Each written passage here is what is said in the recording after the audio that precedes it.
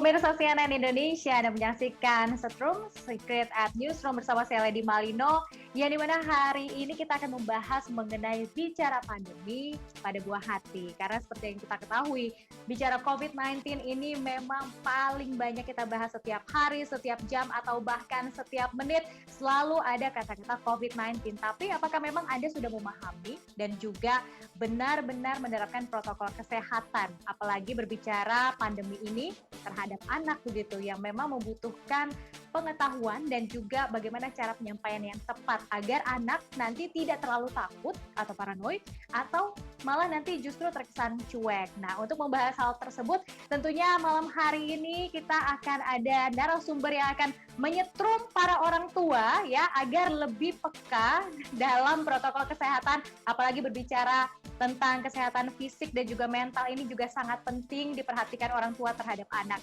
Kita akan sapa dulu ada dokter spesialis anak, Dr. Aman Bakti Pulungan. Selamat malam, dokter. Salam, Assalamualaikum warahmatullahi wabarakatuh, Edi. Waalaikumsalam, Dr. Ahmad. Ini kan memang banyak sekali kegiatannya, tapi tampak masih sangat energik nih. Resepnya apa sih, dok?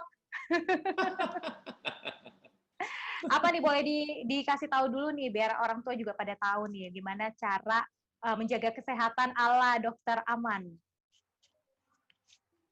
Wah, yang penting sih yang pertama, ya kita tidak boleh takut ya. Setiap hari harus olahraga. Jadi karena saya dengan umur saya itu minimal 150 menit per minggu. Kena cukup sinar matahari.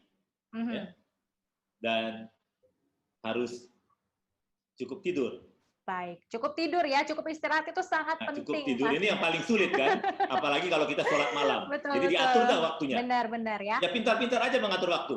Betul. Apalagi atur waktu untuk menonton Setrum nih pada malam hari ini nih sangat penting gitu untuk diketahui dan juga dilihat oleh pemirsa karena pembahasannya sangat menarik.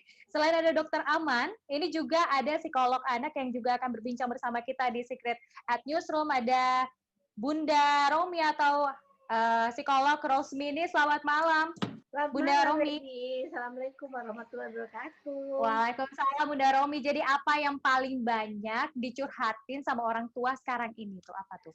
Stres ya. Karena katanya bingung di rumah terus, pusing, anaknya teriak-teriak, ada tiga-tiganya mesti didampingi pada waktu PJJ. Jadi orang tuanya stres, bertanduk semua orang tuanya. Aduh, nanti kita akan bahas gimana biar menurunkan atau menghilangkan tandukan orang tua ya selama pandemi ya, Bunda Mini. Tapi pastinya kita akan membahas ini semua nanti setelah Anda menyaksikan yang satu ini. Kita akan lihat bersama dulu, ada informasi yang akan kita sampaikan. Klaster keluarga menjadi salah satu klaster yang diwaspadai sebagai sumber penyebaran virus corona. Di Bogor misalnya, pekan lalu banyak kasus positif konfirmasi terjadi kepada orang yang tidak keluar rumah. 88% berasal dari anak dan lansia. Lalu, bagaimana cara mencegah penyebaran virus corona di klaster keluarga? Salah satunya, ajarkan anak untuk patuh mengenal virus corona dan patuh terhadap protokol kesehatan. Anda tentu saja tak mungkin memberi mereka penjelasan dengan bahasa yang sulit dimengerti. Apalagi dengan bahasa ilmiah medis yang Anda sendiri mungkin sulit mengerti pada awalnya.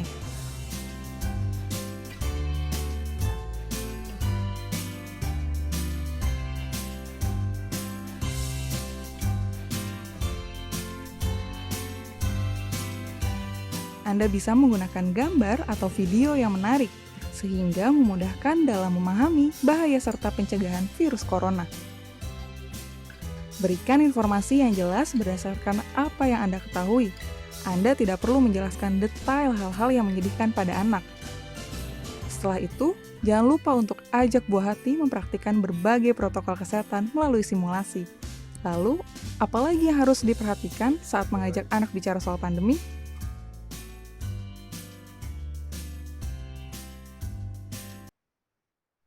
Oke, itu tadi sekilas ya mengenai pemahaman COVID-19 dan bagaimana cara untuk memberitahu atau menjelaskan kepada anak. Tapi sebelumnya kita akan membahas dulu terkait tadi ada kalimat bahwa kita membutuhkan informasi yang jelas ya. Memang sangat dibutuhkan oleh orang tua. Nah, Dokter Aman, Kalau Agustus lalu kan dari Ikatan Dokter Anak Indonesia merilis kematian anak ini akibat COVID-19 sekitar 2,5%, sementara Oktober ini menjadi 1,7%, gitu Dok. Nah, informasi seperti apa yang harus dipahami orang tua? Apakah memang dengan menurunnya persentase ini mengartikan bahwa penanganannya sudah sangat baik? Oke. Suara saya oke sekarang ya? Saya baru ganti ini. Iya, aman Dok. Oke. Jadi gini, kalau kita melihat angka kematian, apalagi angka kematian anak, jangan dilihat persen dong. Jumlahnya ini nambah terus setiap minggu. Kita punya datanya, tapi jumlah yang dites juga banyak. Jadi tentulah ketika jumlah yang positif bertambah banyak, jumlah yang meninggal memang bertambah banyak, tidak sebanyak yang positif. Jadi persentasenya mengecil, tapi jumlah yang meninggal bertambah. Jadi boleh dibayangkan itu berapa banyak anak kita yang harus meninggal karena COVID, yang bagaimana perasaan orang tua dan keluarganya. Saya tidak sepakat kalau kita melihat ini persentase. Apalagi golongan anak yang meninggal itu paling banyak yang balita dan di bawah 1 tahun. Ini kan kelompok yang paling lemah sebetulnya. Yang harusnya kita bisa melindungi mereka. Nah, jadi anak-anak itu harus kita lindungi dan kita harus memberitahu kepada mereka bahwa mereka salah satu ya dengan 3M itu ya harus melindungi diri mereka. Tetapi yang paling susah mengurus siapa? Mengurus orang tuanya. Orang tuanya ini sulit sekali untuk paham bahwa dia bisa menularkan kepada anaknya. Ya kan? Kita kan tidak melarang orang tua keluar rumah. Sekarang Lady juga harus keluar rumah meninggalkan anaknya. Kan? Tapi kan ada protokol. Nah, kalau kita pada saat kita keluar rumah, kita jorok, kita kumpul di mana, atau kita makan rame-rame, kita terbuka masker kita, pulang ke rumah 1 minggu kemudian anak kita batuk. Kita mikir dong, kita dari mana sebetulnya? Ya kan?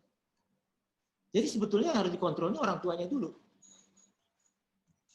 Dan orang tuanya tahu, harus paham. Saya rasa dari awal pandemi, dari Maret itu saya mengatakan anak bisa meninggal. Dan ini kan harusnya sesuatu yang serius ya. Betul. Tapi ada juga yang mengatakan bahwa imun anak ini kan masih lebih baik. Tapi ternyata kenyataannya tadi seperti yang dokter bilang bahwa di bawah usia 1 tahun itu ternyata cukup banyak begitu bayi yang meninggal. Ya. Nah, apa sebenarnya komorbid yang paling banyak dok dari para korban COVID-19 ini anak-anak? Oke, saya mungkin bicara penyebab kematiannya dulu ya. Yang paling banyak adalah pneumonia. Jadi ini terkait dong dengan ini ya. Terus yang setelah itu sepsis, itu infeksi berat, itu sangat terkait dengan COVID. Terus setelah itu memang juga ada yang radang otak, itu juga bisa. Dan gagal nafas, itu masih. Yang lain-lain itu sekitar 15%. Nah, yang lain-lain inilah yang memang ada. Jadi kita beda, komorbidnya kan tidak seperti kayak pada dewasa, diabetes dan lain-lain. Jadi penyakit jantung bawaan ada di sini, radang cerebral palsy ada di sini, TBC ada, malnutrisi ada, dan keganasan ada. Tapi ini hanya 15% dari semuanya. Jadi yang lainnya karena COVID. Dan ini yang harus kita lihat kan. Jadi berarti COVID ini semua lagi mempelajari, hampir seluruh ilmuwan di dunia. Dan itu berubah-berubah semuanya. Kenapa? Karena memang banyak sekali hal yang kita tidak tahu. Yang kita masih harus banyak belajar. Nah, terutama pada anak ini yang akhirnya orang juga pengen tahu kenapa di tempat lain anak tidak ada meninggal, tapi di Indonesia angka kematian anak kita paling tinggi, termasuk di Asia Pasifik dan di dunia mungkin saat ini. Nah, ini nanti kita juga betul. Kita juga nanti akan bahas dok terkait kasus kematian anak ini memang paling tinggi di Asia Pasifik begitu ya yang ada di Indonesia. Tapi kita tanya dulu ke Bunda Romi. Bunda Romi, kita setiap hari melihat bahwa angka penyebaran COVID ini selalu naik dan mungkin akan berdampak pada psikologis orang tua sendiri begitu ya, menjadi parno, takut atau bukan memberikan solusi begitu ya, tapi justru melarang ini dan itu tapi tidak memberikan solusi. Nah, sebenarnya apa yang harus dipahami orang tua dalam memaknai situasi pandemi saat ini? Ya, jadi gini, orang tua itu tadi betul kata Dokter Aman, melihatnya cuma angka. Sementara angka itu berbicaranya hanya untuk data statistik.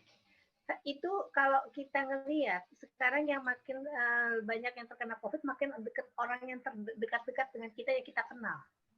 Artinya orang tua tuh harusnya menyadari, memang kalau anak, Mbak Lady, kita ngajarin misalnya tentang COVID ini, karena tingkat perkembangan kognitifnya masih konkret dan operasional, dia tidak bisa mendapatkan informasi kalau dia nggak jelas, tidak konkret. Tapi kan orang tua bisa. Nah, orang tua itu kadang-kadang nggak menyangka bahwa segampang itu COVID bisa dia tertular COVID gitu. Kesadarannya kurang. Nah, tapi yang paling penting juga kalau menurut saya, orang tua itu harus tahu bahwa dia punya anak loh ya, dia punya keluarga. Kalau dia mau, tadi kata saya pinjam istilah Dokter Aman, berperilaku jorok atau tidak bersih, tidak pakai masker, tidak 3M, itu berdampaknya kepada apa? Kepada keluarganya sendiri. Nah, itu yang pemahamannya ada di kepala kadang-kadang, tapi tidak keluar dalam bentuk perilaku. Sementara manusia itu belajar kognitif, afektif, baru action. Nah, ini yang hatinya itu belum nyangkut bahwa itu berdampak untuk buah hatinya. Sebenarnya gini Mbak Lady, kalau kita mau melakukan sesuatu luar biasa karena kita kesayangan, kecintaan kita kepada anak, kita akan merasa capek dan kita tidak pernah akan merasa terbebani. Tapi kalau kita nggak merasakan itu akan timbul perilakunya gitu. Jadi habit kita bilang misalnya orang tua tidak bisa menggunakan itu karena merasa tidak nyaman bernafasnya. Bahasa sekarangnya adalah engap katanya gitu. Tetapi kalau kita berpikir lebih jauh, kemudian kita jadi lebih paham. Ya, Bunda Romi? Ya, internetnya agak bermasalah begitu ya. Baik, sambil menunggu akses internetnya Bunda Romi ini kembali jernih, mungkin kita kembali lagi ke Dokter Aman. Dokter Aman, kalau tadi kan kita berbicara mengenai angka kematian pada anak ini sangat tinggi di Indonesia ya dibandingkan bahkan seluruh Asia Pasifik. Nah, apa sebenarnya dampak ataupun penyebab yang paling parah terjadi? Apakah memang karena terlalu lambat begitu? Apakah terlalu lama begitu penanganannya? Terlalu lama orang tua baru memahami gejala yang dialami oleh sang anak? Seperti apa, Dok? Apakah memang karena sudah terlalu lambat begitu ya? Ini ada beberapa asumsi tentunya kan, ya. Karena kita kalau asumsi kenapanya itu tentu ada harus kita pastikan dengan banyak data nantinya kan. Tapi sampai saat ini kita baru tahu sampai penyebab kematian. Ya. Tetapi kita mendapat laporan bahwa banyak pada awal-awal itu ada keterlambatan membawa anak ini ke pusat pengobatan. Ini yang pertama. Ya. Jadi masih dianggap seperti biasa, atau ada pada saat itu direpit orang tuanya negatif, dan anaknya tidak dilakukan swab langsung pada awal-awal itu, terlambat. Balita ini kalau sakit, ya cepat sekali menjadi berat, dan kita tidak sempat menolongnya. Apalagi kalau anak yang di bawah 1 tahun. Jadi awareness pada awal-awal itu, bahwa anak bisa sakit, ini kurang. Bahkan sampai saat ini. Bahkan sampai saat ini. Kenapa? Karena masih banyak yang pengen membuka sekolah. Ya kan? Jadi bahkan sampai saat ini awareness ini masih kurang. Kalaulah semua orang paham adanya awareness ini, semua orang tua tidak akan merasa dia sebagai Iron Man atau superhero yang dia juga kebal, anaknya juga kebal. Kan tidak seperti itu. Nah, ini yang pertama. Yang kedua, beberapa yang memang dengan penyakit ini mereka menunda pengobatan lama. Karena takut datang juga karena COVID. Sekarang ini hampir setiap minggu saya dikonsultasikan. Dikonsultasi maksudnya dari kerabat, dari keluarga, dari tetangga, anak saya misalnya demam, kapan harus dibawa ke dokter dan lain-lain seperti kayak begitu. Semua orang takut ke rumah sakit juga sekarang. Jadi yang apa dok penting, yang harus dilakukan? Yang penting orang tuanya dulu, pastikan dia dari mana sih sebetulnya. Kita dapat, saya beberapa kasus dalam minggu ini dapat anaknya positif bahkan balita. Orang tuanya negatif. Ternyata dari sumber lain mungkin. Ya kan? Yang ada orang ke rumahnya atau pengasuh dan lain-lain kita tidak bisa memastikan. Tapi yang jelas ini anak kan di rumah. Jadi harus ada orang dewasa yang menularkan ke dia. Itu satu lagi. Nah, yang kedua, ini kita baru tahu sekarang ini, ada namanya city value. Ya. Circle threshold value. Jadi ketika city value ini rendah, jadi pada anak balita, city value-nya ini lebih jelek daripada anak yang lebih besar. Jadi kalau ketika pada saat diagnosis city value-nya rendah, ini dia akan lebih tidak baik. Dan efeknya bisa membuat lebih jelek si balita ini ketimbang misalnya anak yang lebih besar. Jadi banyak hal yang baru-baru yang kita lihat pada saat ini. Dan data kita ini kan tentu akan berbicara banyak. Kalau di Singapura nggak ada yang meninggal, di Malaysia nggak ada yang meninggal, tentu kita lebih banyak bisa tahu jadinya daripada mereka. Oke, berarti jika si anak ini sudah memiliki gejala demam atau flu, berarti si orang tuanya harus melakukan PCR, begitu dok? Oh, tunggu dulu. Kalau dia demam flu seperti biasa, orang tuanya bersih sekali, tidak pernah buka masker, ya. Kalau bicara atau makan, orang Indonesia ini heran saya. Kalau bicara kenapa buka masker sih? Bahkan pejabat, kenapa mesti buka masker? Kan bisa bicara pakai masker, tidak masalah. Kita berjam-jam bicara pakai masker di klinik dan lain-lain kan. Nah, jadi kalau dia memang ternyata satu rumah itu pasti kita tunggu dong gejalanya. Kita lihat berapa hari. Karena gejalanya semua ini mirip. Gejalanya bisa batuk, bisa sesak, ya, sakit tenggorokan, diare bisa, semuanya ini bisa gejala-gejala COVID. Nah, jadi yang paling penting adalah bagaimana riwayatnya. Ini yang paling susah kita nge-trace-nya ini, karena ketidakpahaman orang. Jadi kalau dia masih keluar rumah, pastikan setelah pulang itu, ya, dia mandi, ganti baju dan lain-lain. Ketika dia buka maskernya ini, kalau kemana-mana, tidak ditampon di leher begini, kayak scarf gitu. Habis gitu dinaikinnya lagi. Begitu kerja dia. Dia memang pakai masker, tapi tidak pakai masker dengan betul. Iya kan? Jadi kalau ada razia di jalan, dia pakai masker. Setelah itu dia taruh di leher seperti begini. Betul-betul. Berarti itu memang harus diperbaiki juga begitu ya. Bagaimana penggunaan masker yang tepat. Nah, jadi penggunaannya ini, kita lihat ya penggunaannya. Saya tadi baru dapat juga dari teman saya, Dr. Yogi. Jadi kayak tahu keju nggak? Keju Swiss atau keju ini yang bolong-bolong kan? Iya. Ketika kita slice, itu selalu ada bolongnya. Tapi ketika dia terbentuk, akhirnya dia padat. Bolong semua slice inilah harus kita lindungi. Dari masker, mencuci tangan, menjaga jarak. Ya kan? Ya imunisasi salah satu masuk di sini, tapi bukan imunisasi salah satu ini segalanya, tidak.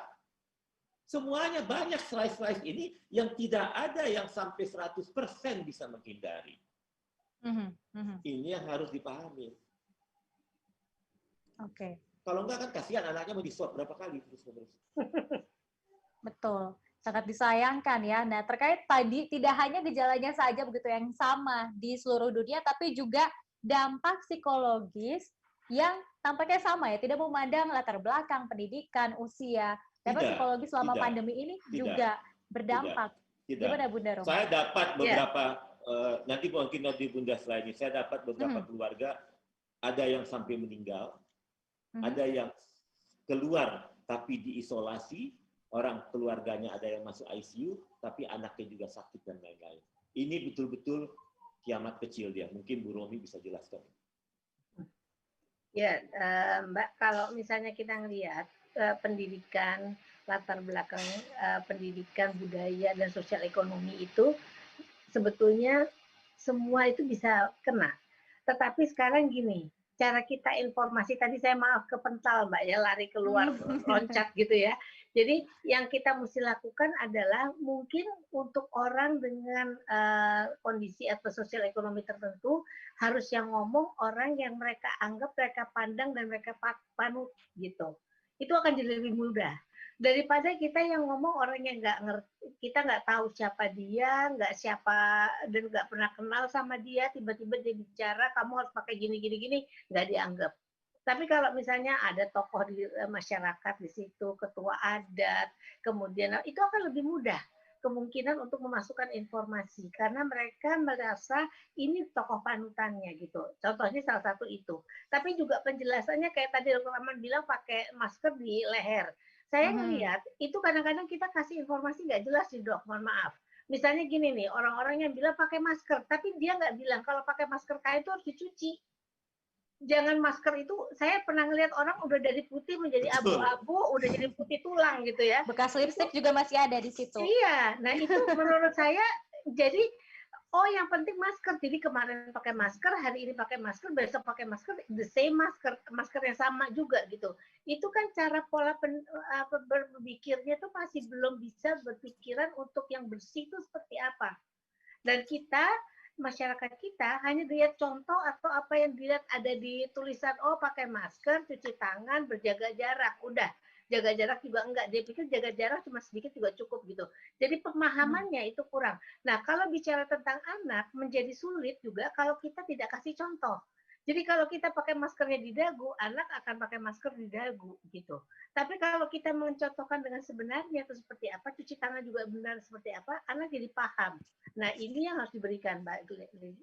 Oke, Bunda Romi, apa sebenarnya kapan sebenarnya waktu yang pas menjelaskan hal ini kepada anak? Karena ada juga nih anak di usia tertentu yang ketika disampaikan itu malah sibuk dengan gadgetnya atau sudah punya opini pribadi begitu terkait dengan pandemi ini. Nah, bagaimana waktu yang tepat menyampaikan hal itu kepada anak gitu, Bunda Romi? Setiap hari, Mbak. Itu harus masuk dari semua lini kehidupan. Semua lini kehidupan, kegiatan itu nggak bisa ada waktunya kayak jam kuliah atau jam mata pelajaran gitu, tidak bisa. Itu masuknya dalam semua sisi kehidupan. Caranya ibunya membersihkan dapurnya, cara ibunya melap mejanya, sambil dia cerita sama anaknya, itu akan membuat anak paham sepaham-pahamnya bahwa iya harus dibersihkan semua. Kalau ini kuman kan nggak kelihatan ya. Waktu awal ngajarinnya mungkin yang nggak kelihatan itu sebetulnya ada. Itu kan kita ada tuh kalau saya ngajarinnya biasanya menggunakan apa namanya seperti cat tertentu yang nggak terlihat, tapi kalau dipakein senter kelihatan itu. Nah itu mengajarkan tuh bikinnya jadi lebih konkret bahwa tuh kan nggak kelihatan tapi sebetulnya di tangan kamu ada gitu. Dan itu membuat anak menjadi terpatri, oh iya ada nih kuman saya nggak lihat, jadi saya harus cuci tangan gitu. Bahkan yang saya suka sedih adalah apa? Orang menyuapi makan anaknya, orangnya tuh nggak pakai sarung tangan, nggak cuci tangan. Di masyarakat kita menyuapi anak itu kadang-kadang masih tidak pakai sendok, tapi pakai tangan apa dijumput nasinya terus begini. Itu kan belum lagi ditiup. Iya, panas. Itu semua nempel di situ. Nggak ngerti esensinya bahwa kesehatan itu dari semua sisi lini kehidupan harus diajarkan, Mbak Lidi. Jadi kalau kita ngajarinnya hanya pada waktu-waktu tertentu, nggak main. Tadi kalau terkutip tentang kata-kata gadget. Gadget itu dulu kita larang-larang ya Mbak, tapi kemudian sekarang si COVID datang, semua orang bergadget ria. Tapi sebetulnya nggak usah takut kalau kita tahu anak kita akan memfilter sendiri kapan dia boleh pakai gadget dan tidak. Cuman masalahnya orang tua memberikan gadget tanpa alasan dan kemudian dibiarkan begitu saja. Harusnya kalau menurut saya kalau waktu PJJ itu cuma kalau untuk TK teman bermain itu paling berapa menit lah 40-30 menit itu sambil main sambil apa gitu. Tapi nanti kalau yang sudah besar agak lebih panjang sedikit. Tapi di tengah-tengah itu stop, ibunya yang heboh. Ayo kita main, ayo kita main bola, ayo kita ini gitu. Agak orang tua tuh kan agak seperti gak waras gitu kalau main sama anak supaya kelihatan anaknya ceria. Tapi kalau orang tuanya awas anak-anak itu nanti porselen ibu jatuh, wah kita nggak jadi apa-apa di rumah ini. Kemarin saya dapat itu klien juga, saya tinggalnya di apartemen, jadi sana sini kiri kanan atas bawah dinding. Jadi saya nggak bisa melakukan apa-apa. Terus saya tanya, pernah nanam tumbuh-tumbuhan?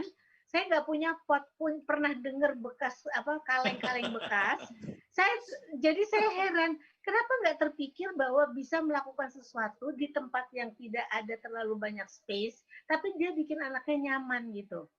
Dan kalau kita lihat, anak tuh gampang sekali sebetulnya untuk diajak, untuk teralihkan pikirannya, untuk tidak jenuh di rumah. Tapi kita aja yang kemudian kita sibuk dengan gadget kita, sehingga kita lupa bahwa kita punya teman yang di rumah yang perlu bantuan untuk memberikan inspirasi dia mau melakukan apa gitu. Gitu. Karena banyak juga pemahaman ya Bunda bahwa anaknya harus keluar rumah gitu karena bosan di rumah gitu ya. Padahal anaknya sendiri nggak diajak main sama seperti yang tadi Bunda Romi sampaikan. Tapi gimana nih Bunda kalau misalnya anak ini usia remaja kemudian sudah punya teman-teman sendiri karena sudah jarang bertemu langsung dengan teman-temannya, akhirnya merubah kepribadiannya dia sendiri, merubah cara sosialisasi mereka, jadinya sering Zoom bahkan sampai tertidur. Sampai ketiduran pun itu Zoom rame-rame. Nah, itu gimana tuh Bunda menanganinya? Sebetulnya platform apa yang dipakai itu nggak ada masalah. Di dalam platform itu ada juga hal-hal yang cukup menarik, misalnya Jamboard, terus whiteboard. Jadi semua bisa mengisi di situ, bikinkan project gitu. Jadi kalau saya ngajarinnya, kalau guru harus juga kreatif. Guru kreatif kalau dia banyak baca, supaya orang tua juga banyak baca untuk kemudian bisa jadi kreatif. Jadi, bikinkan project untuk anak-anak remaja ini. Yang menarik, jangan projectnya misalnya tentang kimia apa gitu. Dia, coba hari gini tentang vlog, tentang apa, tentang yang lagi viral. Lalu kemudian disuruh digabungkan ide-ide mereka dalam satu Jamboard yang ada di Google, yang di Drive itu. Lalu, ini nyebut platform nggak apa-apa ya. Terus kemudian nanti kemudian bisa atau pakai yang lain gitu. Itu banyak sekali metode untuk kita bisa membantu anak untuk bisa kolaborasi dengan Zoom. Jadi tidak ngomong doang, tapi melakukan sesuatu. Yang satu browsing terus masukkan sesuatu. Jadi nanti ide mereka itu bisa diaplikasikan dengan sekarang kita mesti bikin kenyataan nih. Kamu bikin ininya, aku bikin ininya, aku bikin ininya. Jadilah sesuatu gitu. Jadi apa yang dilakukan harus bisa. Saya bisa kok bikin fun camp secara virtual. Kenapa? Ya asal orang tuanya mau berubah sedikit gitu. Rumahnya mau dikorbankan agak gimana, berantak-berantak dikit. Anaknya diizinkan untuk tiduran di dalam camp tendanya. Itu pasti akan menjadi sesuatu yang luar biasa, Mbak. Oke, kita akan lihat sebentar nih ya, bagaimana keluhan dari para orang tua selama pandemi. Kita lihat bersama nih Bunda Romi dan juga Dokter Aman.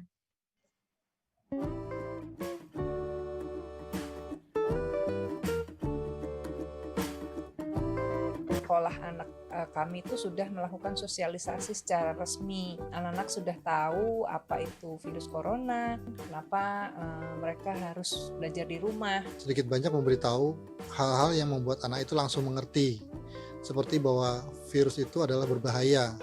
Hal yang membahayakan buat anak itu cepat sekali ditangkapnya. Lebih ke ngasih tahu itu informasinya hoax atau enggak. Tetap ngajak si anak buat nge-cross check informasi yang udah di-share. Kasih tahu anak itu kalau ada pandemi, ada virus corona itu bilangnya yang simple aja ya, karena anak kami kan masih balita. Jadi kalau di luar itu ada virus. Nah, virusnya itu nggak bisa kelihatan, tapi bisa dilawan kalau misalnya kita rajin cuci tangan. Seputar informasi dari mana virus ini berasal, dari Cina awalnya, dan juga kenapa sampai bisa masuk ke Indonesia. Selain itu, kita juga kasih informasi ke mereka gimana cara penularan virus ini sih, dan juga kenapa sampai mereka bisa harus bersekolah di rumah. Kita bersama-sama selaku orang tua juga selalu memberikan informasi mengenai perkembangan virus tersebut kepada anak-anak.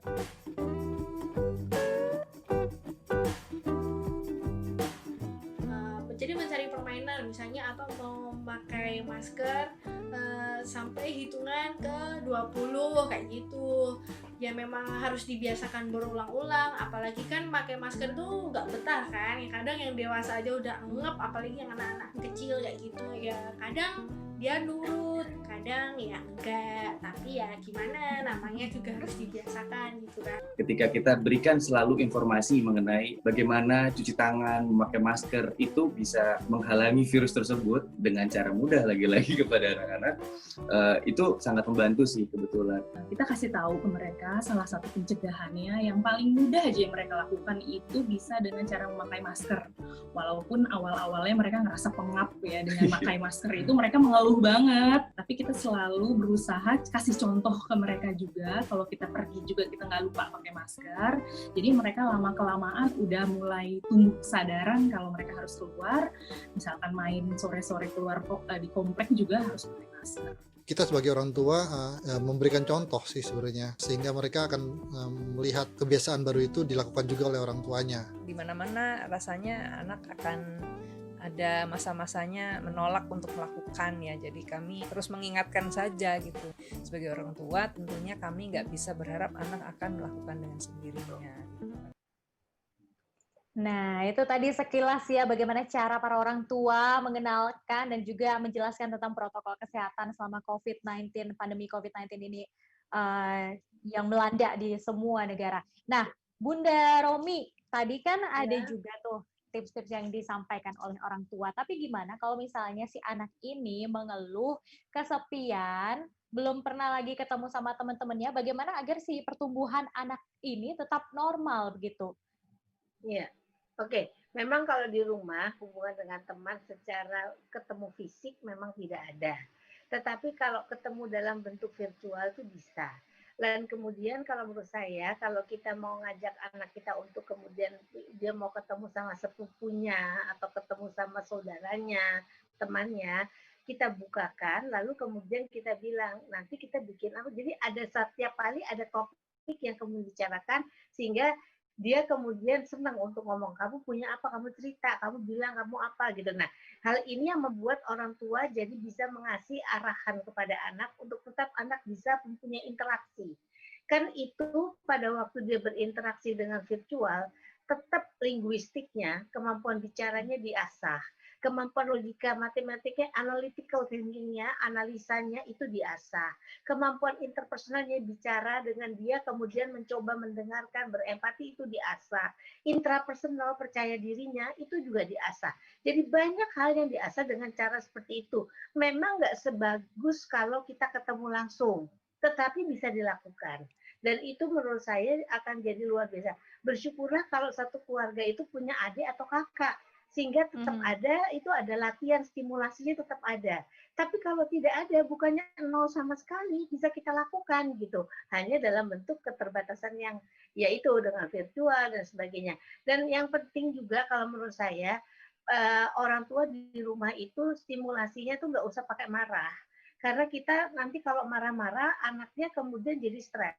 Lucunya, nggak corona aja nih Dokter Aman yang diwariskan atau ditularkan, tapi emosi marah sama stres itu dicontoh oleh anak, dilihat oleh anak. Makanya kita kalau bicara juga tidak boleh dengan situasi dengan suaranya tinggi, terus kemudian dengan selalu kemudian mengeluh ibunya, itu berdampak kepada anak, anaknya jadi juga ikut stres. Jadi anak ini seseorang yang nggak ngerti atau pengalaman hidupnya masih pendek. Sehingga ajarkan kepada dia dapat pengalaman yang cantik, yang bagus, yang nyaman. Itu yang akan mengendap menjadi sesuatu yang luar biasa dibanding dengan udah ada virus di luar, di rumah orang tuanya jadi virus, marah mulu, berantem mulu, dan sebagainya. Anak jadi tidak tahu rasa nyaman itu di mana dia dapat gitu. Lalu bagaimana menghandle emosi orang tua agar tidak sampai juga ditumpahkan ke anak, Bunda Romi? Iya. Pertama, orang tua harus tahu life skill. Jadi gini, kalau orang tua mengeluh terus, itu dia jalan di tempat tidak ada, kalau anak sekarang nggak move on katanya. Harusnya apa? Dia melihat frame sekarang. Jadi kalau kita bicara dulu, saya nggak kayak gini, dulu saya nggak kehilangan pekerjaan. Terus numpang tanya, kalau dia terus bicara seperti itu, pekerjaan datang. Kan tidak. Jadi life skill education itu pendidikan untuk keterampilan hidup harus diajarkan dari anak musik kecil sampai ke orang tuanya. Di dalam life skill itu ada apa? Yaitu melihat frame. Hari ini kelihatannya situasinya seperti ini. Kita dalam keadaan COVID. Apa yang kita bisa lakukan? banyak sekarang ibu-ibu yang kemudian ini punya inovasi dalam kue. Macam-macam kue ditawarin. Sampai WA kita penuh harus beli kuenya ibu ini. Karena rasanya nggak enak juga. Tiap hari ditawarin gitu. Tetapi itu adalah bentuk dia move on-nya. Tapi tidak semua orang bisa jualan kue. Jadi kemampuan skill untuk keterampilan untuk hidup itu beda-beda tiap orang. Di dalam keterampilan hidup itu dia melihat saat ini seperti ini, analisis dia apa yang terjadi, kemudian dia merefleksikan dengan ide-ide yang ada, dia mencari jalan keluar dari situasi seperti ini. That's a life skill. Nah, itu ada 7 virtue-nya, ada 7 hal yang harus dipelajari. Dari kalau orang tua tahu bagaimana cari jalan keluarnya, pasti dia tidak akan stres. Dan harus ada anger management di dalam keluarga itu, termasuk bapak dan ibunya. Karena kalau orang sudah dalam keadaan kalut ya, belum sampai depresi baru stres ya, itu biasanya kemudian kata-katanya juga sedikit-sedikit udah tersinggung sedikit, udah keluar yang macam-macam gitu. Dan itu yang kemudian kita harus manage supaya jangan keluar di mana-mana, karena di dalam rumah itu ada anak kecil yang akan mencontoh, meniru, dan melihat. Lucunya kita lihat seolah-olah dia nggak ngelihat dan tidak merekam, tapi padahal dia merekam, Mbak Lili. Betul, betul. Dan emosi ataupun maksudnya gangguan dalam pikiran juga ini sangat mempengaruhi imun dalam tubuh juga ya. Pasti imunnya juga jadi menurun dan juga daya tahan tubuhnya terhadap serangan penyakit ini juga jadinya bakal lemah. Nah, kita juga punya polling nih Bunda Romi dan juga Dokter Aman terkait apa sih hal yang paling sulit dilakukan di masa pandemi. Kita lihat sama-sama ada pollingnya apakah memang lebih sulit menjaga jarak, memakai masker atau cuci tangan. Nah, kita lihat bersama ini hasil polling yang ditanyakan kepada para pengguna Twitter CNN Indonesia. Ternyata yang paling sulit dilakukan adalah menjaga jarak. Nah, Dokter Aman, ini gimana nih dok solusinya? Apalagi kita tahu ya kalau di Indonesia ini tidak semuanya punya rumah yang besar. Ada juga satu keluarga ini dalam satu petak rumah itu ada 7 sampai 10 orang. Nah, ini gimana nih dok? Oke, tentulah kalau yang seperti ini agak berbeda jadi kita melihat. Tapi kalau toh memang mereka terlalu banyak dalam satu keluarga, itu yang saya katakan. Apakah semua ini mereka akan kontak keluar semua? Itu. Nah, jadi ada hal selain 3M, ada 3K juga. K yang pertama itu pada saat ini semua ruangan yang kita masukin itu harus berventilasi. Jadi dia harus circulated. Jadi nggak ada cerita tuh bioskop dibuka sampai kapan juga. Nah, yang kedua, kerumunan. Kalaulah memang dia tinggal di rumah kecil, jangan pergi dia ke kerumunan. Kalau dia tetap di inner circle family-nya, tentu tidak jadi masalah kan? Dia tetap harus menghindari kerumunan. Yang ketiga, kontak erat. Kontak erat ini kita masih jarak. Sebetulnya saya mau 1,5 meter, tapi WHO mengatakan 1 meter. Ini 1 meter tidak boleh. Dan durasinya itu kalau toh terpaksa tidak boleh lebih dari 15 menit. Jadi bayangkan, kalau kita lihat sekarang di restoran, kemarin saya lihat juga di depan rumah sakit saya, ada orang ke restoran, itu masuk bawa anak-anak banyak, restorannya kecil sekali. Saya nggak bayangkan itu kalau itu seperti itu. Nah, saya jadi bisa mengatakan juga, tambahan lagi ini tadi apa yang dikatakan Bu Romi tadi ditanyakan, remaja bagaimana? Kita harus membuat remaja ini agent of change. Libatkan mereka mulai sekarang. 2045 ini mereka yang akan mempunyai negara ini, generasi emas ini. Dan satu lagi dari data kita, tadi yang paling banyak meninggal adalah di bawah 5 tahun. Setelah itu 5 sampai 10 sedikit, karena ini masih bisa diatur. Setelah itu yang paling banyak meninggal kedua adalah antara 10 sampai 18 tahun. Kenapa? Ini remaja. Remaja ini juga mereka semua merasa sebagai Iron Man atau superhero semua kan.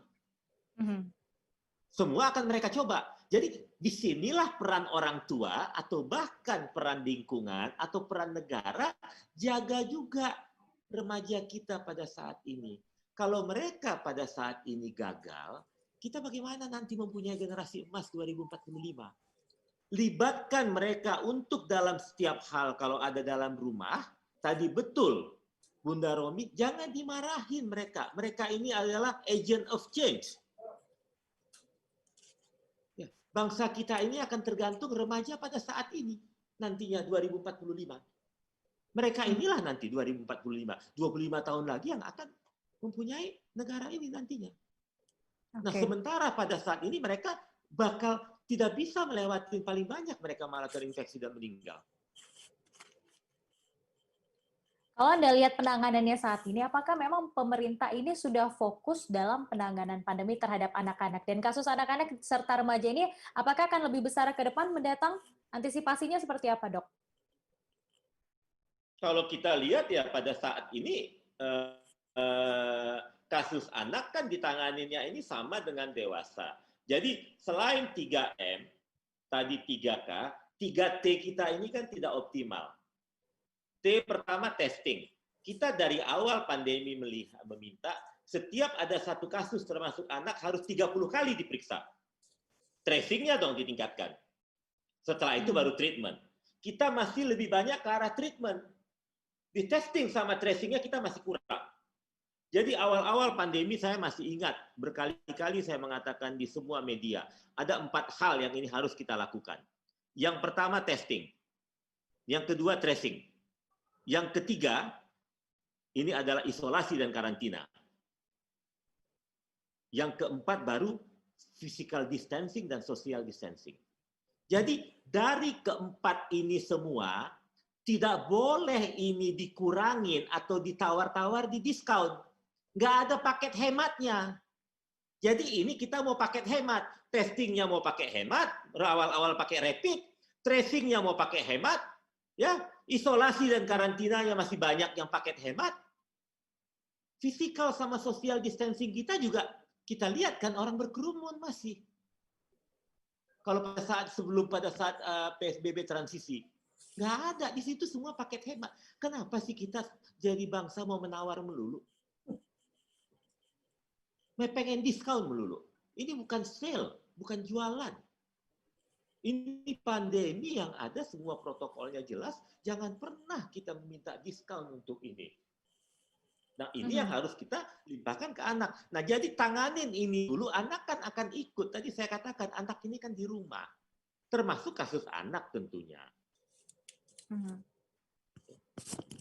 Termasuk juga bagaimana kebiasaan orang tua di luar rumah begitu ya. Mungkin Dokter Aman bisa mencontohkan gimana. Satu lagi, saya bilang. Ya, tolong juga dah media sosial ini jangan membuat sesuatu dokter, yang sepertinya suaranya terputus. Tidak paham. Ya. Satu. Terus yang kedua lagi begini. Orang tua dan dewasa itu, suara saya oke ya? Oke, tadi sempat freeze, dokter. Oke, ini sekarang sudah aman. Oke. Jadi orang tua juga tolonglah mau di testing dan di tracing. Tetapi karena ada isu-isu dibuat bahwa kita dokter mengcovidkan orang dan lain-lain, sekarang kita juga sulit jadinya. Banyak orang menolak kadang-kadang di testing. Kasihan anaknya kan. Kalau Anda superhero atau Iron Man, Anda rasa memang Anda sehat atau Anda OTG, anak Anda kan tidak seperti itu. Sekarang ada beberapa orang, tadi saya dapat, berapa anak kita dapat. Anaknya negatif, tentu bisa kita cari tahu. Orang tua, anaknya positif, orang tuanya negatif. Karena balita apa? Orang tuanya harus ikut juga diisolasi kan. Jadi kalau Anda berkeluarga, kalau ada gejala, dan Anda kena tracing, Anda merasa Anda tidak melakukan sesuai memang 3M atau 3K, tolong dong. Mau dong, rela di tracing. Kan tracing ini juga di beberapa provinsi bisa gratis. Asal Anda lapor bahwa Anda masuk kena tracing dan lain-lain. Jadi Jadilah kesatria untuk bangsa kita sendiri, untuk melindungi anak kita. Tapi kita tidak mau di tracing, ya susah dong jadinya kan. Tidak berani kita menjadi pahlawan untuk anak kita dan keluarga kita sendiri. Masa kita tidak mau di tracing demi anak kita? Masa tunggu anaknya sakit baru kita cari-cari tahu nanti dari mana dia menularan? Kita dapat kasus kan, akhirnya tes. Oh, kita ketahuan, oh si ini. Ya, Dokter Aman, suaranya Dari mohon maaf. anaknya dulu. Oke. Oke, saya coba ini lagi ya. Baik. Saya coba ini. Sebentar. Ini sudah mulai Sekarang jelas. gimana suara saya? Ini sudah mulai jelas, namun gambarnya ini nge-freeze, Dok. Iya, ya. Oh, oke. Suara tapi sudah oke, aman. ya? Sudah oke. Iya, itulah kalau saya bilang, jadilah pahlawan, jadi superhero bagi keluarganya sendiri. Dengan mau di-testing dan di-tracing. Betul. Jujurlah. Kalau untuk keluarganya, untuk anaknya tidak mau jujur juga, bangsa apa kita? Betul nggak, Bunda Romi? Iya kan? Jadi kalau dia tidak mau di-tracing, dia takut apa segala macam, akhirnya itu saya katakan tadi, anaknya positif, akhirnya kita cari-cari tahu kan, dari siapa sumber penularannya, tentu dapat. Pasti dapat. Tapi kan dari orang tua. Jadi makanya tadi saya minta sekali lagi, ya, jadilah pahlawan dalam pandemi ini untuk keluarga dulu sendiri. Berani jujurlah untuk keluarga sendiri. Kalau jorok, kalau tidak pakai masker, kekerumunan, tidak 3K, tidak 3M, selesailah siap di tracing dan di testing. Dan siap di treatment 3T. Jujur dong. Nah, tanya ke diri kita masing-masing sekarang sebagai orang tua. Jadilah orang tua.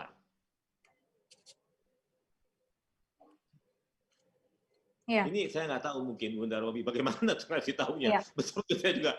Betul. Ya, gimana Bunda Romi? Bagaimana menumbuhkan kesadaran orang tua soal ini? Terlebih lagi juga buat oma opa begitu ya, yang kadang juga susah untuk diberitahu terkait hal ini. Yaitu kalau sesuatu yang ini kan gini, kebiasaan atau habit itu terbentuk karena berkali-kali dilakukan.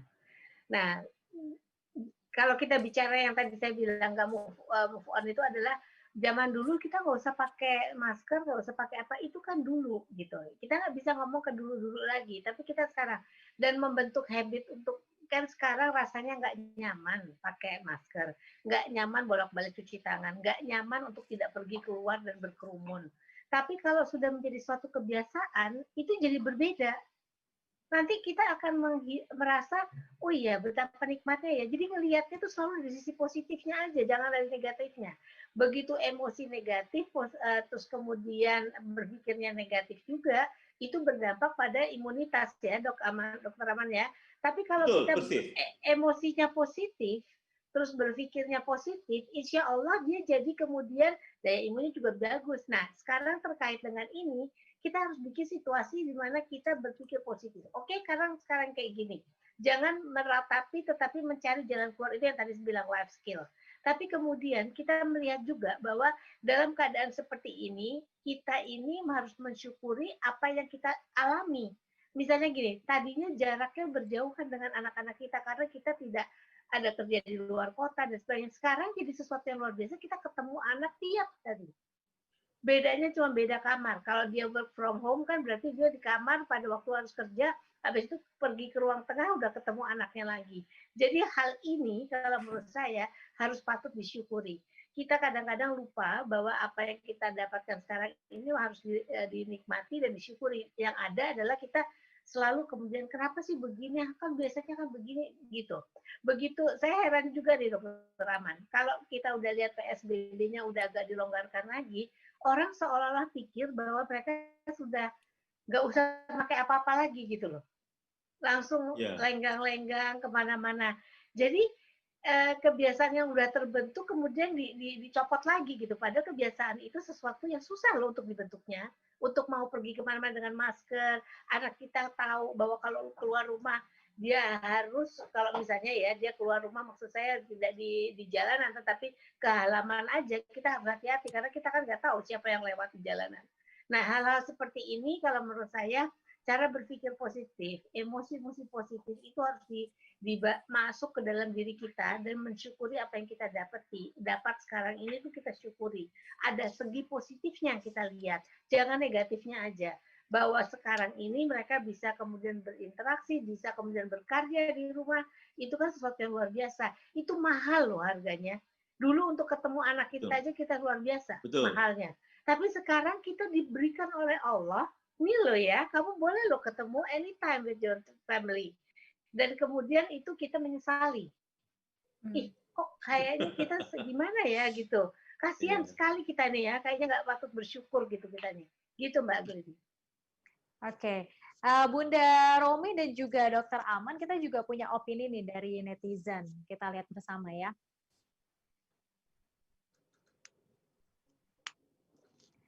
Jadi,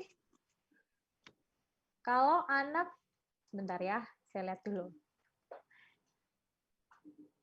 Saya perbesar dulu tulisannya. Oke. Kalau anak selalu bilang capek bun, pakai masker mulu, engap katanya. Nah, itu tadi kita sudah jelaskan ya.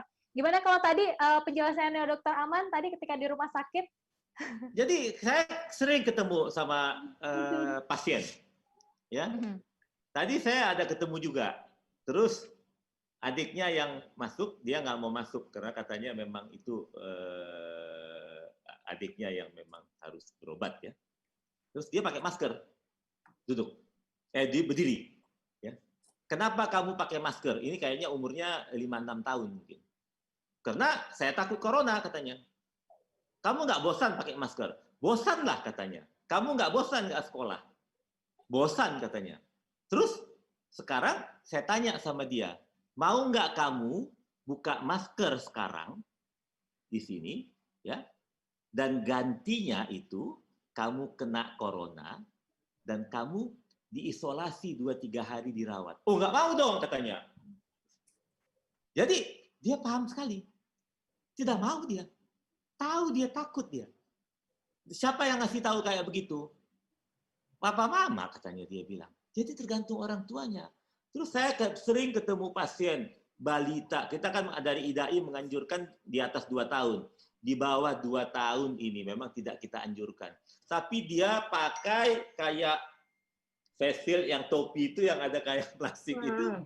Jadi pas naik masuk ke ruangan, itu dia ini ya pakai seperti ini. Kok mau dia? Suka kok dia katanya. Lucu katanya. Jadi kayak begitu. Nah jadi kalau saya rasa ini semuanya tergantung orang tuanya. Kok saya belum pernah melihat ada pasien saya dimanapun, bahkan yang di RSCM, yang anaknya itu tidak pakai masker. Ya. Karena mereka tahu di mana mereka berada. Dan orang tuanya itu mengatakan betul-betul seperti itu. Ya kan? Alasannya kenapa dok di bawah 2 tahun tidak pakai masker? Oh kan mereka belum bisa mengontrol. Takut nanti hipoksi dan lain-lain jadinya. Kalau tertutup dan lain tidak bisa komunikasi, kita tinggalkan atau apa kan tidak boleh. Dan mereka kan pasti belum boleh jadinya. Dan kita tidak tahu dia lagi pilek atau dia lagi tersumbat, komunikasinya belum bagus, tidak boleh. Baik. Nah, kita ada lagi nih, kita lihat bersama opini yang lain terkait opini dari netizen ya. Pada stres di rumah dan ingin masuk sekolah. Nah, itu curhatan anak-anak. Bunda Romi, silakan. Iya, memang. Semua orang bilang stres. Yang ke saya, Pak, klien tuh banyak kan stres gitu. Terus saya bilang, kenapa stres? Saya bilang gitu. Nggak bahagia di rumah. Ini ibunya yang ngomong nggak bahagia. Ya iyalah, kalau ibunya juga nggak bahagia di rumah, gimana anaknya mau bahagia di rumah coba. Jadi sebetulnya kan kayak tadi juga saya bilang, lingkungan keluarga itu tergantung dari orang tuanya bagaimana dia menyikapi ini. Kalau dia kemudian dibawa senang, dibawa santai, dibawa, yuk kita masak sama-sama yuk nak, stresnya hilang Mbak. Tapi kita harus tahu bahwa anak kita itu sangat berbeda. Satu anak yang umur sekian dengan anak yang umur 7 tahun dengan anak yang umur 12 tahun. Itu beda.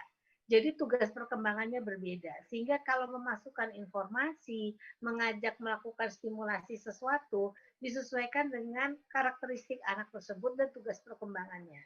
Kalau anak yang masihnya kecil, masih balita, batita gitu, kita nggak bisa suruh dia duduk diam, kemudian suruh gambar terus. Walaupun menggambar dia suka, bosen sumpah. Jadi apa yang mesti dilakukan? Ganti kegiatannya. Anak umur 2-3 tahun tuh masih motorik kasar. Sehingga apa? Banyak lari, banyak umpet-umpetan, banyak mencari ini, mencari itu. Yang udah 9 tahun atau 7 tahun beda lagi. Dia bisa lebih lama sedikit konsentrasinya. Jadi karakteristiknya berbeda, tugas perkembangannya berbeda. Nah yang 12 tahun udah beda lagi pendekatannya. Jadi kalau kita punya 3 anak di rumah, kita melakukan pendekatannya sama rata, pasti nggak cocok. Dan kalau kita, percaya deh sama saya, kalau mau aman dengan anak, tidak konflik, tidak berantem, kiblatnya anak, walaupun tanda kutip ya, kiblat tetap di Mekah, tapi kiblatnya anak. Kalau kita lihat kebutuhan anak, tapi kita jadi kemudian lebih memahami dia, berempati pada dia. Yang ada sekarang, orang tua berantem sama anak itu karena apa? Kiblatnya orang tua maunya begini, gitu. Anak sudah di dalam rumah, orang tua maunya semua rumah tetap bersih, nggak boleh ada apa-apa, nggak boleh kemudian lari-lari, ya susah. Tapi kalau kita lihat kebutuhan anak, oke, anak ini perlu memang lari, kita bikin kegiatan sambil main siksak, jadi dikasih tempat sampah 1, 2, 3, ayo kita muter kiri kanan, itu untuk yang balita. Tapi untuk yang lebih besar, kita cari cara yang lain, sehingga tingkat kebosanannya jadi menurun. Kenapa? Orang tua di rumah memberikan stimulasi yang bervariasi. Kalau stimulasinya bervariasi, insya Allah anaknya kemudian hari ini apalagi mah ada satu orang tua yang luar biasa. Saya selalu pakai dia untuk menginspire orang tua lain. Dia punya program untuk anaknya. Dia buat programnya dalam bentuk surat cinta untuk adik. Jadi dia tulis kegiatan yang dia bilang kita bisa bikin ini, adik bikin gini dulu. Jadi di dalam tiap hari si adik nunggu surat cinta dari ibunya. Karena dengan demikian dia punya hari ini punya target-target yang dia bikin gitu. Emang ibunya bilang saya pusing pertama karena saya harus browsing, harus apa. Jadi di malam sebelum tidur ibu itu dengan 2 anak itu dia punya PR harus bikin surat cinta untuk kakak dan juga untuk adik. Sehingga itu dia bedakan. Itu orang tua luar biasa. Kenapa? Dia mencoba untuk membuat anaknya menjadi nyaman, emosinya positif, berpikirnya juga jadi positif sama kayak ibunya. Padahal ibunya ini sebelumnya ibu yang sibuk, punya pekerjaan udah menyanyi dan sebagainya. Gitu, Mbak. Luar biasa. Semoga juga setelah menonton ini, ibu-ibu di rumah juga jadi begitu ya, lebih positif juga dalam melihat segala situasinya. Tidak hanya ibu, tapi juga orang tua pastinya ya. Ayahnya. Iya, bapaknya juga, ya kan? Saya tambahkan boleh ya? Ya. Saya tambahkan boleh ya? Ya, silakan dokter, singkat saja. Jadi gini, ya singkat ya, masih ada waktu sedikit ya. Jadi begini, kita harus siap dengan pandemi ini. Kita adalah makhluk yang paling tinggi di dunia. Ya, kita harus siap. Virus COVID-19 ini, SARS-CoV-2 ini, sudah bermutasi berapa kali? Kenapa kita sebagai manusia tidak bisa berubah? Move on, tadi kata Bunda Romi. Virusnya saja sudah bermutasi. Jadi kita harus siap. Mungkin setahun, 2 tahun, 3 tahun, atau 4 tahun. Tapi kita kan makhluk Allah yang paling tinggi. Kenapa kita tidak siap? Langsung give up aja. Mau kembali kayak kehidupan ini. Kita lama sekali akan kembali ke kehidupan kayak begitu. Sekarang di New York udah mau second wave ini. Di Jerman juga seperti itu lagi sekarang. Nah, tapi coba lihat negara-negara yang betul-betul melakukan bagaimana 3M-nya. Lihat sekarang di Jepang bagaimana mereka kontrolnya. Singapura juga sudah hampir tidak ada. Ya kan? Kehidupan bermasker 3M ini udah kayak kehidupan sehari-hari mereka anggap. Kan? Oke. Jadi kita harus bisa move on. Betul. Dokter Aman, closing statement-nya nih terkait juga bagaimana vaksin sebentar lagi juga akan didatangkan 270 juta lebih dosis vaksin yang akan disebarkan begitu ya di Indonesia. Nah, closing statement Anda terkait hal ini dan juga closing statement dari Bunda Romi, silakan masing-masing. Oke, vaksin ini tidak bisa mengatasi pandemi. Ini salah satu upaya. Dan kita untuk melakukan imunisasi ini untuk herd immunity. Dan itu mungkin butuh 70-80% populasi dan saat ini orang dewasa.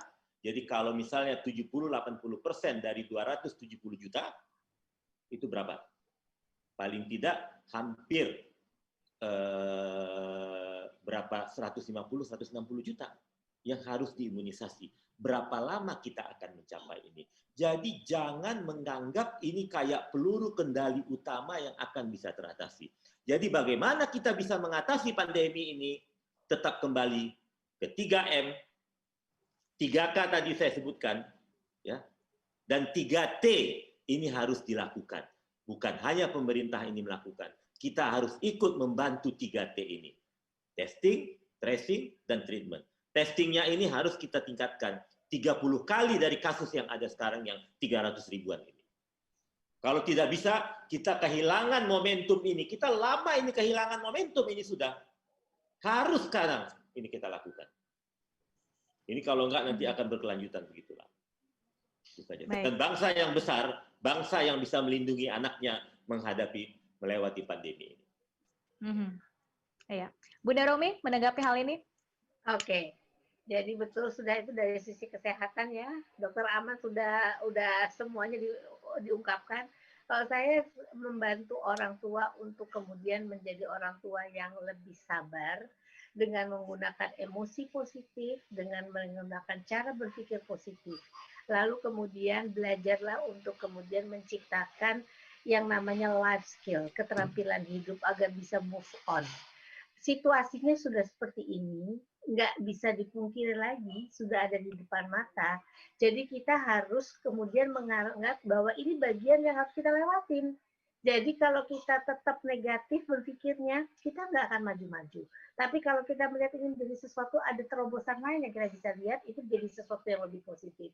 Ciptakan kemudian kepada anak kita kebiasaan baru, yaitu 3M tadi, sehingga kita bisa juga mengajarinya dengan cara memberi contoh kepada dia. Orang tua yang tidak stres, orang tua yang tidak marah-marah, akan membantu anaknya hidup bahagia di rumah. Dan melewati COVID dengan luar biasa dan sehat gitu loh Mbak. Itu aja.